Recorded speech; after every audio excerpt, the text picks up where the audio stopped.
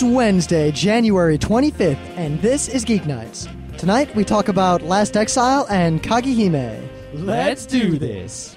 So you might have noticed that the show didn't get uploaded till this morning. Screw you, Optum Online. Yeah, it's not even that Optum Online went down. I mean, I would have understood if they just had a problem. They had planned maintenance from midnight till 6 a.m., and the show was done, and I was just about to upload it, and then my internet died. And it's fine if they want to have their maintenance, but they should freaking tell someone. I had to wake up when I was sleeping at like midnight, and Rim was bothering me about the internet being down, saying it was this and that and this and that, and it took me like 10 minutes to figure out it was Cablevision. It took him a few minutes to wake up enough to realize I was talking, first off. All right. And then it took Scott, me... do you realize what answers you gave me when I said the internet is down? You were laying there and you're like, in 5 minutes it'll... And then you just like trail off and roll over. Well, that's what happens when you try to wake me up at the freaking whatever. It was like 12:15. It wasn't that late. I was trying to get sleep. I'm tired. I'm going to go to sleep early today probably, too. Yeah. As soon as we're done with this. But anyway, it freaking sucked, and they should freaking tell me when they're going to do maintenance. If they're planned it out, they should tell me. That way I know, and I don't rely on it. Yeah, some small measure of professionalism is all I ask from people. I guess they kind of have us over a barrel, though. Well, I guess I've discovered that despite what people tell you when you're a child, when you grow up, don't expect anyone to actually act in a professional manner about anything. Almost no one does. Except for yourself. You should expect yourself to act in a professional manner. Well, yeah, but I've learned that I can't trust other people to ever handle things professionally. Nope. That's what makes us awesome. We're And professional. speaking of professionals who can't handle themselves professionally, we all know that politicians lie. All the time. And that politicians ignore facts. All the time. Well, now there's scientific backing to this. So the facts which they ignore say they ignore facts. So, yeah. Yeah, but basically they did this study where they would give a politician various data that were true or that were false but were part of the study about an opponent and about a political ally. Things like that. And they discovered that even if they weren't intending to, politicians tended to greatly gloss over any factual information that was damaging to their cause or to anyone they cared about. You know, you really can't blame them. If you don't want to be damaged and there's a fact that is damaging to you, you know, your choices are either say that you suck and hurt yourself or ignore it. I mean, if someone comes in... It's like if there's a knife about to stab you and somehow ignoring the knife prevents it from stabbing you, then, yeah. Well, I mean, part of it was at one point they were given statements by either George Bush if they were a Republican or John Kerry if they were a Democrat. And they would play two statements by the people in rapid succession that clearly contradicted each other. And then they were asked to consider and rate the discrepancy. They always rated the discrepancy of their opponent hundreds of times higher than the discrepancy of the guy they're supporting. So basically, they don't consider what the facts actually are. They just say, oh, that's my side, blah. That's their side, blah. Yeah, they seem to pick their side and stick to it no matter what evidence is presented. They just don't even remember the evidence that is against them. So they're just unthinking, useless people. They're automatons. Yeah, basically. They're programmed to be on one side or the other, and they're just stuck on that side. They don't actually think about issues or anything like that. Yeah. Yeah. You know, that's just fantastic. I think anyone who doesn't know how to use the internet should not be allowed to govern, because it seems wait. How is using the internet any precursor to intelligence? It's not, but the thing is... I submit to you MySpace, 4chan, The Style Project, and FARC. But I submit to you that even the punk kids who argue about whether the PS3 or the Xbox 360 is going to be better or which one's worth more, put more thought into it than these politicians are putting into their positions. Now, one interesting bit, they also discovered in this study that apparently Tom Hanks is awesome. Is he really that awesome? No, but what they did is they used Tom Hanks as a neutral person when they were doing this study. and the politicians on both sides tended to rate his statements equally. Mm-hmm. So they really only showed their bias when it was against if they're a Republican, a Democrat, or if they're a Democrat or Republican. Did they try having people who were like not Democrat or Republican say things that were very Republican or very Democratic? Like have Tom Hanks say, healthcare for everyone is great, or war is great. They were only evaluating statements of fact. Oh, okay. I get it. That would have been interesting, though, to see them evaluate political statements said by people who weren't associated with either side. That way to see if they're actually even thinking about the issue at all, or just totally basing it on the person who says it. Yeah. I mean, I don't know many of the details of the study. That's just what I get from the article that I'm linking to here. Yeah. I mean, imagine if, Bush went around. Let's say you got a recording of Bush or a fake recording of Bush saying, universal health care is great. Would Republicans go, yeah, just because Bush was saying it? Or they'd be like, no, because I'm a Republican? I don't know. Yeah, that's what I really want to see, that kind of thing. Because then you'll know, are they actually thinking about the issues at all? Or are they just following in tow? I'm going to go with no on that. Yeah. But I still want to get some facts and not guesses. But at least in some good news, West Virginia is taking steps to fight childhood obesity in an awesome way. Hooray! They're using Dance Obesity Dance sucks. Revolution in their gym classes. Officially. They have a 3-year deal with Konami. Yeah, well, there used to be, I think a bunch of schools and gym teachers all over the place figured out that DDR is a way to get kids to move their ass, and it worked at getting kids to lose weight. So, but West Virginia is the first place to say, all right, we're going to do this big time in all the schools that we can, everywhere. Whereas opposed to just, a few lucky schools had cool gym teachers. Now it's all the lucky schools in West Virginia are going to have some DDR action. It seemed to have come out of the fact that DDR was extremely successful. Yep. Kids actually were more fit in the school, and they don't really give us any good data since we're not in West Virginia. It's definitely local news to them. Yeah, well, you think about this, right? If I remember high school gym class, right, the kids who were all sporty would, let's say you were going to run the mile, because you ran the mile every gym class, right? They would, the kids who were all sporty would be like, yeah, let's go, and they would run. And the fat kids would be like, I don't wanna, and they might not even do it. They would either just sit there, or they would just walk, or they would barely run and not even try. Wow, so I never took gym in high school, so I really have no idea. Yeah, they had absolute. Well, also in middle school and elementary school, the kids who didn't have athletic ability were not motivated to do athletics, and thus remained without athletic ability. Huh. So DDR, I think, works great because it's something that kids who have no athletic ability will still want to do and be good at because it's a fun video game. And thus, they will gain athletic abilities and lose weight and such. Well, I'm glad that people are at least taking a creative approach to this instead of just doing the same old make them play dodgeball or force them to run. Yeah, see, dodgeball is great and fun, and I think every kid should still play it once in a while in gym class, but it really doesn't, make anyone have better health. Because if you're, some fat kid, you don't really move. You just get hit right away, and then you sit down, Of course, I mean, honestly, to me, I don't think gym class should really be the operative factor here. I don't think a kid who has a bad lifestyle is going to suddenly turn around because they're taking a gym class. No, they won't turn around because of the gym class, but actually, if, I'm two ways about it. On the one hand, I'm like, oh, we shouldn't have gym class in schools. School's for learning. Yeah, I was that way when I was a kid, and I didn't take gym because I didn't need to. Yeah. From 5th grade on, I just never took a gym class. But at the same time, there is significant scientific evidence to suggest that when you have better, physical health and such that can, be gained from a gym class, that you have better mental health. And I thus know. perform I just better in honestly, classes. I think that's the realm of the parents. And if parents are raising their kids so poorly that the kids are unfit, well, the parents need to be in trouble. Yeah, of course. But, you could say the same thing. If parents are raising their kids so dumbly that they're dumb. And you know what? I do. Then why even have school in the first place? Honestly, I've got a lot of gripes with the current public education system. Oh, yeah, in the I got US. gripes with it, but I'm not saying that there should be no public education system. No, I'm not saying at all. that either. Yeah, so no matter how broken it may be, I do think that some sort of physical gym activity is important and should be had, and has a lot of benefits.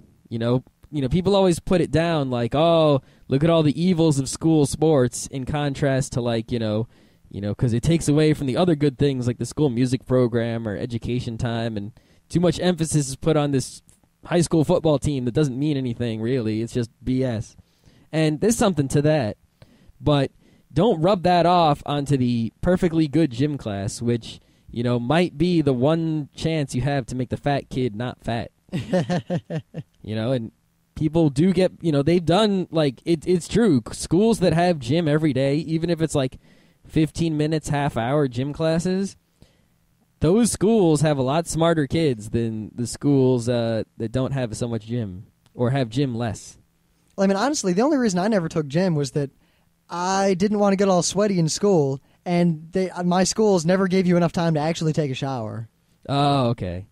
In our school, everyone had to take gym, normal gym, but if you wanted to, you could take special gym, like net games, where you'd play any game involving a net. Which was ping pong, tennis, badminton. See, or you could take. I technically took a class called individual sports that was supposed to be about badminton and ping pong and tennis and whatever. But I never actually attended it, and I still passed. Awesome. I just kind of signed up for it, and then I just hung out in other places in the school during that period. Mm-hmm. They had some other games where you'd play all the games that involved going from back and forth: basketball, hockey, soccer. All those. Huh. So you could take a special gym class, just to play the things you wanted, or you could take the general gym class where you just did whatever.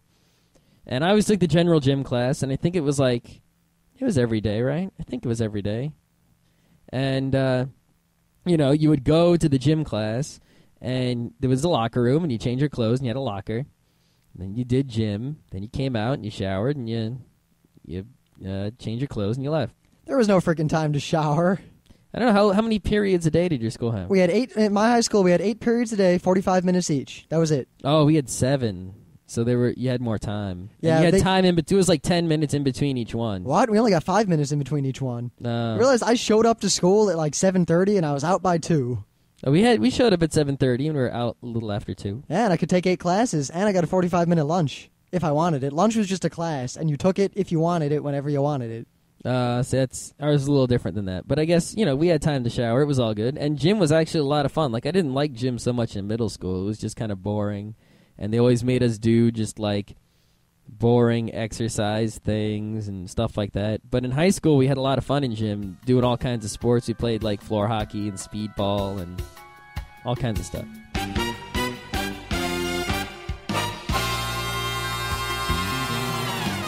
So my last several things of the day, for those of you who've been paying attention, have been things that in some way angered me and have driven me to righteous indignation at minimum.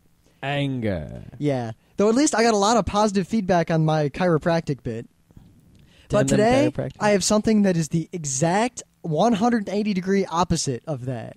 These kids and what they did brought a little tiny man tear to my eye. I like how you call them kids when they're college kids.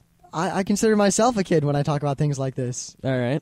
But, I mean, these guys are the definition of testicular fortitude. They're awesome. Fear them. So basically, Alberto Gonzalez, Mr. Torture is Perfectly Legal. The Attorney General of the United States of America. Yeah. I'm not going to mince words. He's a giant asshole.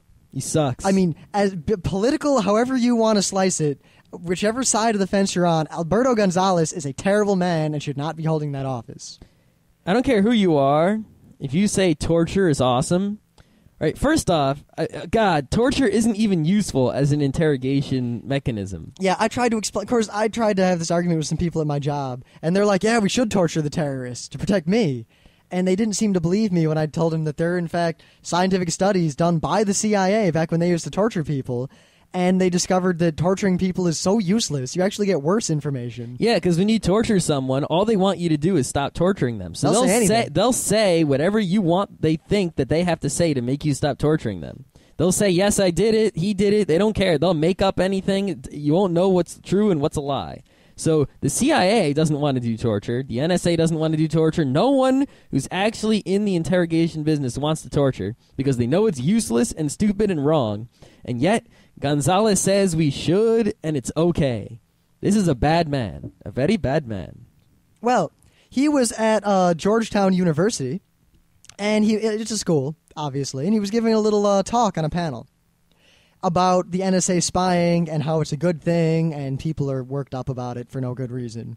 And in the middle of it, all these punk kids pull out a little bit of civil disobedience. Woot. And I don't know all the details because this is just some live journal post about it, but apparently they made a ruckus, and then a whole bunch more of them stormed the room with a giant banner that has my favorite quote from Ben Franklin ever. "Those who would sacrifice liberty for security deserve neither." This huge freaking banner, and they held it up. Actually, I think what it was is a bunch of them stood up and turned their backs to him. Like, you know, he was giving a speech to a room full of people sitting, facing towards him. So people standing up and facing away, all in unison, is kind of like, what's going on? And then kids all dressed in black with, like, little cowls on came in with the banner from an outside I just room. looked at it. They're wearing the outfit that the one, the famous picture of the Iraqi being tortured with the black hood on? They're wearing those. Ah. I didn't notice that. I was just looking at the picture in greater detail here. Yeah, so they came in like that, carrying this banner, and then they all unfurled it and held it. So now, someone on the panel, well, I don't need to read all the quotes from the site because you have the same link I have, but David Cole, who was a law professor at this school, after seeing this said, "In light of this, I'm proud of the very civil disobedience that was shown here today." Yay, civil disobedience. So my thing of the day was awesome, but Scott's, I got to admit, is equally awesome in a completely different way. This thing of the day, when I saw it this morning, I was like, oh my god, that is like one of the top 10 things of the day ever. Now, we're pretty sure that it was at least mostly staged just because the thing that they dug up in the desert, as far as we know, was ground up into bits before it was buried. Well, let me explain the whole story. For those of you who don't know, there was an E.T., as in E.T. the Extraterrestrial, this Steven Spielberg movie with, E.T. Telefono la Casa. Oh, I mean, E.T. Phone Home. I saw What's with you in the Spanish version of that movie? They made us watch it in Spanish class in high school. And we watched The Lion King in French. E.T. Telefono la Casa. Anyway, so they made a game for the Atari called E.T., based on the movie, and everyone says it was a terrible, terrible game. And you know what? It is a bad game, but I think it is slightly less terrible than everyone else thinks it is. See, have you actually played that fucker? Yes, I have. It's mostly unplayable. It is mostly unplayable, but it's slightly less terrible than everyone else says it is. The cognitive dissonance between what I think I should be doing to win and what I actually need to be doing to win is immense. Anyway, it's a terrible game, and they thought they were going to sell a hajillion copies of it because it was so awesome, and E.T. was like the most popular thing in the world in that time. But they made more copies than there were Ataris. They just made too many copies of it. Millions of them didn't get sold. Yeah, and, not the fact that it was a bad game didn't help it. They didn't even sell a copy for every Atari. Yet everyone with an Atari seems to have one. Because there's so many. I know. I have one. Yeah. It's sitting right there. So what ended up happening is not only did they lose a shit ton of money, but all these extra E.T. for the Atari cartridges were put in a landfill, and we're pretty sure that they were ground up. Nah, but we don't know that for sure. So this band wrote a song. They're just some band. I don't know who they are. I don't care. They made a song, and their music video was all about this Atari game. And it shows footage of them playing it. It shows them... I like the parallel where it shows them digging up the landfill to get E.T. cartridges, and it shows E.T. in the game going into a pit to collect a piece of his spaceship.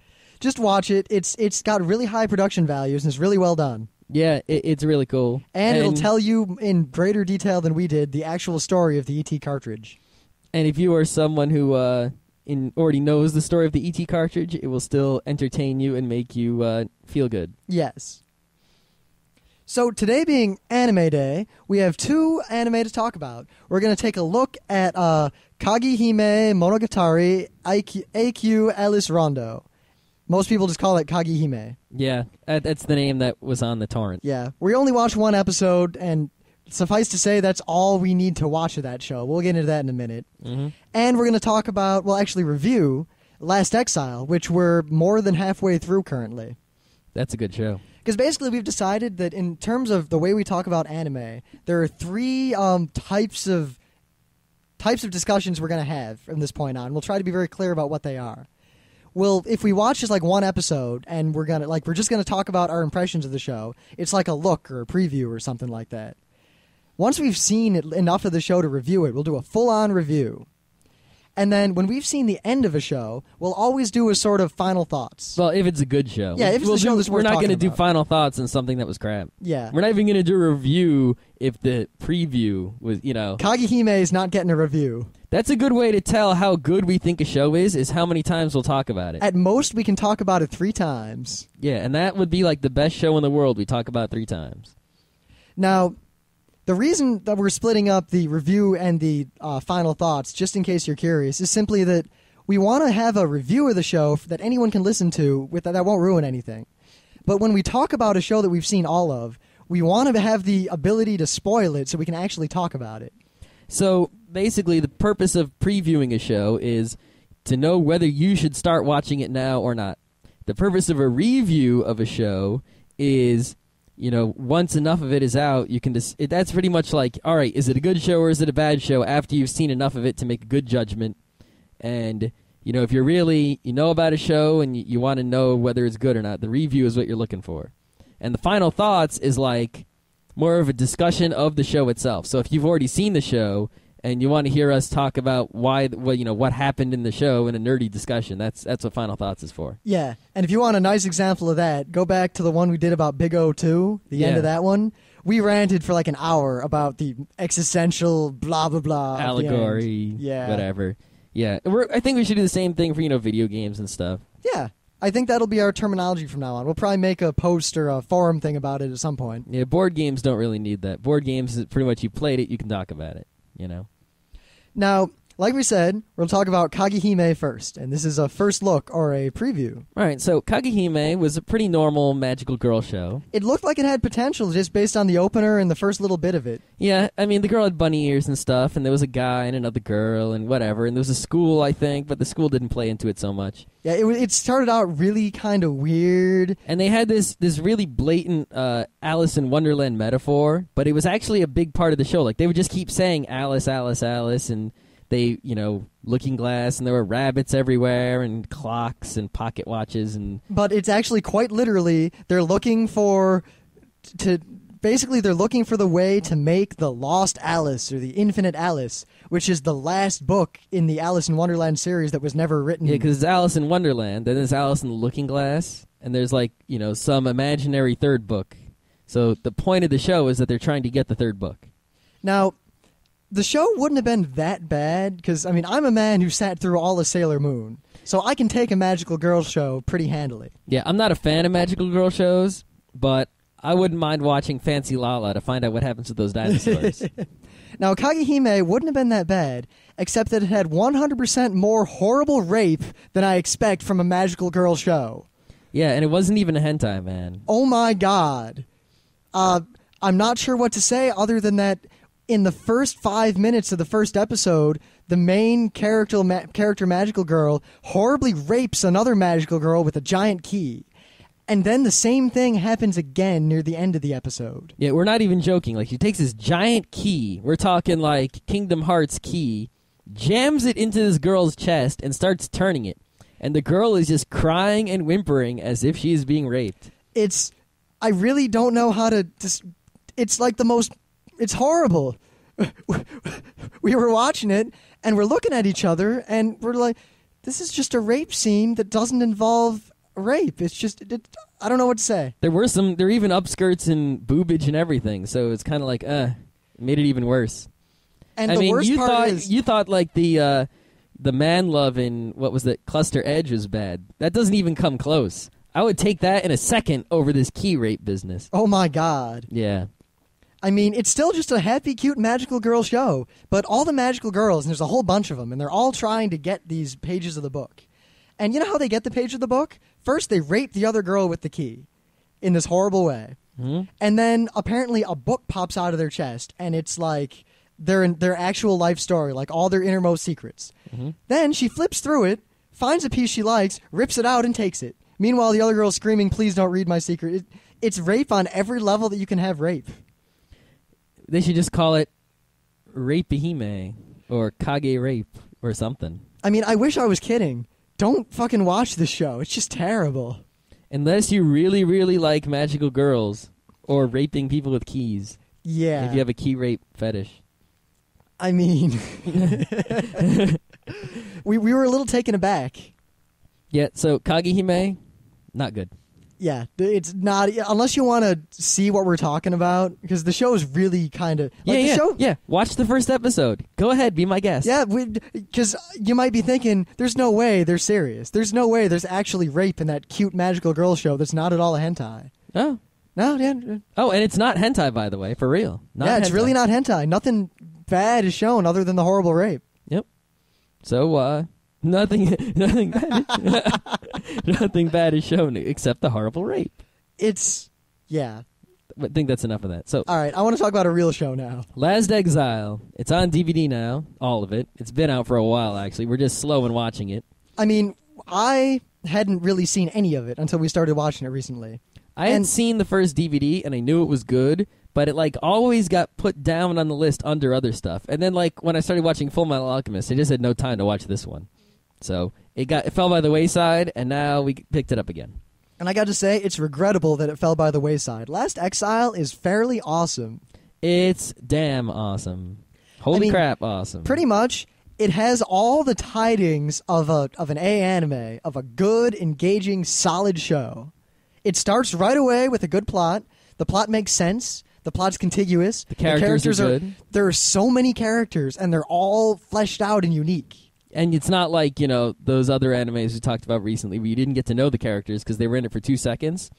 There's the right number of characters that you can, know them all. And they're cool, most of them. And the thing is, even the characters you don't get to know, they're still really fleshed out. There's this one character, you only see him 3 or 4 times in the whole show. At least as far as we've seen. And you don't know much about him. But he does things, and he's about as developed as that kind of character can be. Mm-hmm. The thing is, the one thing that bothers me about the show is that it's so... It feels like someone wrote an RPG and then decided they couldn't make an RPG and made an anime instead. The thing is, I kind of like that because it feels like an RPG. Now they're playing the Getting Fish game. Oh, now it's all RPG anime style music is through the whole thing. Well, it's good because RPG plots tend to be good and enjoyable, and there's nothing more that I want than to get an RPG plot without actually having to push A 1,000 times in the combat system. But at the same time, the parts of the show that are just so blatantly mini game are a little bit it's not painful, but it's a little twinge. It's RPG. See, to me, I think it doesn't really fit in. I think RPG. Well, if they did it more blatantly, instead of this trying to be subtle but not really, and they did it less often, I think it would be actually good. It would add to the show, but the way it's done, it kind of minuses. One time they're having a race. Oh, that's right. The show is about these kids who fly these things called van ships. Well, basically, I'll say a bunch of words, and these words together really tell you what the show is about. Steampunk. Mm-hmm. Air pirates. Mm-hmm. That's all you need to know. It's steampunk air pirates. Yeah, so basically they have these things called van ships, whatever. They're basically fighter planes, but they look different and work on a principle of made-up fantasy. Yeah, but it seems a lot like a helium-filled thing, or a hydrogen-filled thing. As far as you're concerned, it's just fighter pilots. It just looks different. It's got a lot of the same feeling that Crimson Skies does. Yeah. So there's a scene where they're racing them, and it's just so blatant that someone wanted to have a racing minigame in the RPG. And then there's another part where it's just real RPG, especially the music and stuff. Which is really cool. I mean, the only thing that bothers me in that aspect is that while the overarching plot is not at all predictable, as in I have no freaking idea what's actually going on yet. Yeah, I mean, it's not that it's not predictable, it's that you don't have any information. You can't even follow it, really. But while the overarching plot is unknowable currently, but I don't feel bad about not knowing because there's no way to know it. I could just make crazy guesses. Mm-hmm. Even though, honestly, the show's a lot like Scrap Princess, and I think it's going to go the same way Scrap Princess does, for anyone who's seen that. That's my guess. But anyway, From what I know about Scrap Princess, I think that it's pretty true. well, let me put it this way. I watched Scrap Princess while I was in RIT, basically on my computer instead of doing a lab that I had to do to graduate. I graduated anyway, but barely. But Scott didn't actually watch the show. He just caught bits of it while I was watching it. I saw the first few episodes. Yeah. So when I said the show is a lot like Scrap Princess, Scott says, "Oh, so you mean the girl's going to explode or something?" Yeah. Yeah. So if you've seen Scrap Princess, I found that funny. Because it does seem like the girl's going to explode in Last Exile, but we don't know yet. We haven't finished it. But to get to my point, the individual plot points within the show are very predictable. It's very much the principle of if you don't see someone die, they're not dead, but everyone's going to think they're dead. That way you get to have all the character development of them dying, but yet you get to keep them around. They do that a lot. That's a mechanism a lot of animes use. It's one of those shows that gives you the sense of no one can die. Like everything's just always perfect. You know that people are going to die. Yeah, it's but a all gonna come serious, in the good end. anime. Someone always dies. Yeah, the thing is, we've picked out all the people we think are going to die, and I think we're going to be pretty accurate on that. Like one character, he's been kind of quiet for most of the show, and then he's about to do something awesome, and we looked at each other and we praised said, "Well, he just sealed his fate," and sure enough, Yep, we were just dead on. That guy, but he was still cool the way he did it. He was awesome. Now, one thing that I really like is that the technical bits, like the ships and all the technology in this world, is really well drawn and well defined and self-consistent. Oh yeah, I like the consistency is really great. You ever see like a racing show and like every car, like F-Zero is a great example where every car seems to be working on some different mechanical mechanism. You know, it's like one has a giant engine sticking out the front, one has a rocket in the back. You know, it's all different stuff. This one, it's like everything, you know, it seems like they have a consistent universe with the consistent laws of physics, and they all have the same kind of engine. It's like you even see this sort of flying propulsion mechanism on the van ships, and then the giant capital ship, the Urbanus, has just a giant one sticking out of it. You know, it's pretty cool. Now, the really cool thing about that is they never come straight out and say how everything works, but throughout the show, they always show you like bits of when they're repairing something or when they're talking to each other, and basically you figure out how this stuff all works throughout the course of the show. It's like if you didn't know anything about cars, but you just sat in the mechanic's garage and watched him and listened to what he was saying, you know, you kind of eventually figure out, oh, so there's this internal combustion going on, you know? So it's sort of like that thing. All the characters know how everything works, and they just talk to each other about stuff the way they normally would, as if they knew how it worked. And then by listening to them, you figure it out. Now, one thing I got to say is that at first, because the individual plot points are very predictable, and I got the feeling that the love interest romance angle was going to be predictable too. Oh my God, it's not. No, it Basically, wasn't. all the romance you think is going to happen because that's what happens in any anime like this, not at all. It's all completely backwards, and everyone likes everyone else different, and it's complicated and awesome. Well, except for the one guy. The musketeer guy. Yeah, that guy's great. Actually, I thought he was the main character of the show if you've never seen it before, because he's the first one you see. Yeah, he's just this musketeer, because the show starts, we're in the middle of this conflict between two fleets in the sky, and they're fighting in a very chivalrous, like, French-era Napoleon style of two armies standing there shooting muskets at each other, not moving. And it's really cool, but the main character, that you think is the main character at least, is standing there before the battle just chanting to himself, "The bullets will pass me by. The bullets will pass me by." And then later he becomes a not main character, but, you know, he's got... His big thing is he has these survival medals, because, like, he said that, like, 1 in 3 musketeers dies in every battle, so after 3 battles you're probably going to die. Yet he survived, like, a whole shit ton of them. Yeah. The show definitely has this whole chivalry, nobility, royalty, noble blood, we're going to talk about that in a metaphorical way angle going to it. And it seems to be against the chivalry very much. You know, it seems to be very much for honor and nobility and very much against blood, nobility, and silliness. Yeah. Because it seems like they're trying to say, like, hey, look, this chivalry is pretty dumb, you know. Look at this, just people standing there shooting each other, you know, just right out. It's really stupid. And you say to yourself, yeah, that is really stupid. But then they show you this war without chivalry, where there's lots of killing and cannons and people just cheating and killing each other, and you're like, oh, that's even worse, you know. But at the same time, it's not, because it's sort of less pointless but more destructive. Now, I don't know how much more we can really say, because we're like we said, we're trying to really avoid spoiling anything. And normally we could talk a lot about the plot of a show without spoiling it. But half of watching Last Exile is just figuring everything out on your own and watching it unfold before you. It's like an adventure. Yep. It's like playing an RPG. Without having to push the buttons. Yeah. So I can't really say much, give you more information other than just watch the show. Last Exile is well worth watching, and I regret the fact that I hadn't seen it sooner. Yeah, if you haven't seen this show, get right on that. I mean, I've even got a little stuffed Lavi. Lavi's the female protagonist. Mm-hmm. We got it for $1 at an out-of-business media play. Yep, we went to Media Play the day before it went out of business for good, 90% off, and I got a little stuffed Lavi. Whee!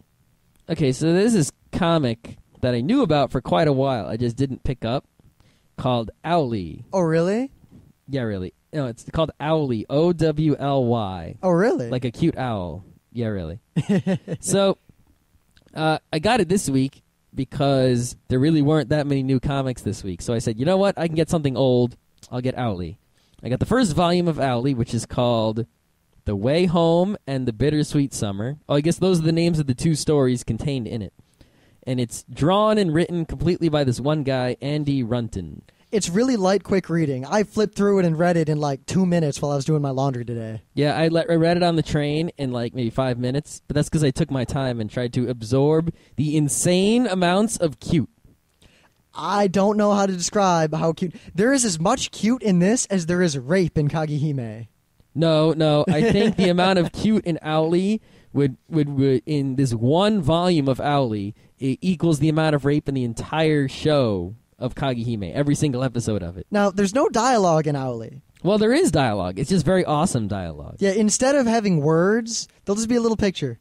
So, for example, Owly meets up with Wormy. Wormy's the best character, that at least my favorite character. He's a little worm. He's really cute, like everything else in the comic. But Wormy is like, you know, Owly's like, what happened to you? He doesn't actually say what happened to you, but he's like, there's a question mark. So, and then Wormy, you know, has speech bubbles, and there's like a picture of Wormy getting rained on, and you know his little, you know, well, dirt basically, home. skip a bit to the actual, like, try to explain it better. Yeah. Owly asks the worm where he's from, where he lives, and the way he says that is the speech bubble shows like tree equals house, picture of a tree equals picture of a house, and then the Wormy's like picture of a little mud hut equals house, and they're like, oh, okay.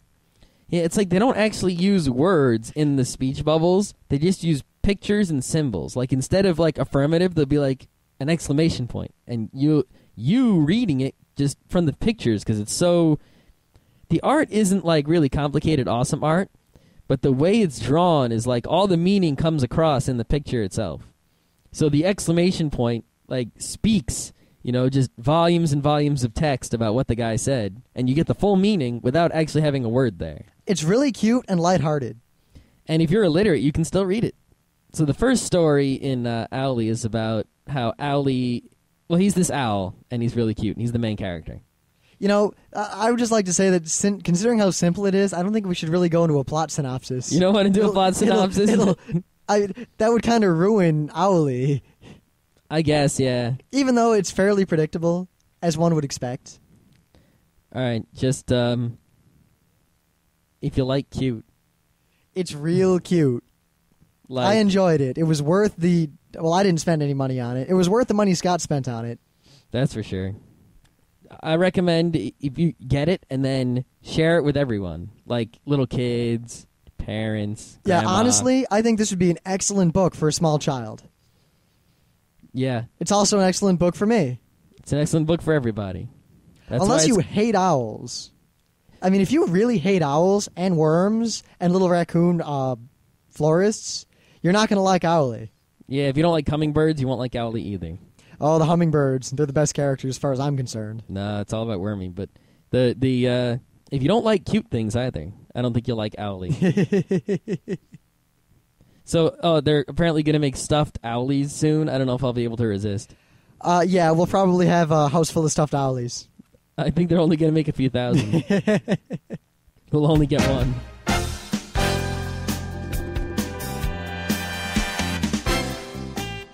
And that was Geeknights with Rim and Scott. Special thanks to DJ Pretzel for our opening theme. Be sure to visit our website at www.frontrowcrew.com. If you like our podcasts, you'll love our forums. Make sure you visit them. You can send your email feedback to geeknights@gmail.com. And if you want, you can leave us a voicemail at 206-333-1537. Geeknights airs every weeknight, Monday through Thursday. Geeknights is recorded with absolutely no studio and no audience. But unlike those other talk shows, it's actually recorded at night.